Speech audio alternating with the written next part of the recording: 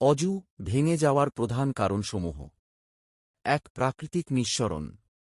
পেশাব বা পায়খানার রাস্তা দিয়ে কোনো কিছু বের হওয়া, যেমন মল, মূত্র, বায়ু বা গ্যাস। বিশেষ করে বায়ু নির্গমন, হাওয়া বা গ্যাস বের হওয়া অজু ভঙ্গের একটি সাধারণ কারণ। ২. ঘুম। হেলান দিয়ে বা শুয়ে এমনভাবে গভীর ঘুম হওয়া, যাতে শরীরের অঙ্গ-প্রত্যঙ্গ শিথিল হয়ে যায় এবং হুঁশ না থাকে।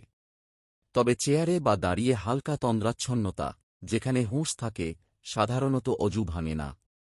৩. রক্ত বা পুঁজ বের হওয়া।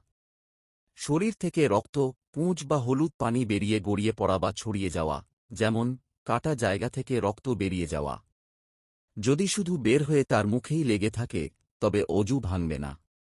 ৪. বমি। মুখ ভরে বমি হওয়া, যদি খুব সামান্য হয়, তবে ভাঙবে না। ৫. জ্ঞান হারানো। অজ্ঞান হয়ে যাওয়া, যেমন মূর্ছা যাওয়া বা বেহুঁশ হওয়া। ৬. নামায়ের মধ্যে। নামায়ের মধ্যে সশব্দে হাসা, পাশে থাকা লোক শুনতে পায় এমন জোরে হাসলে অজু ও নামায় দুটোই বাতিল হয়ে যায়। ৭. স্পর্শজনিত কারণ, ক্ষেত্রবিশেষে। মহিলাদের ক্ষেত্রে ঋতুস্রাব, হায়ে বা সন্তান প্রসব পরবর্তী রক্তস্রাব, নিফাস শুরু হলে। এই কারণগুলোর মধ্যে যেকোনো একটি ঘটলে নামায় বা কোরআন শরীফ ধরার আগে অবশ্যই নতুন করে অজু করতে হবে।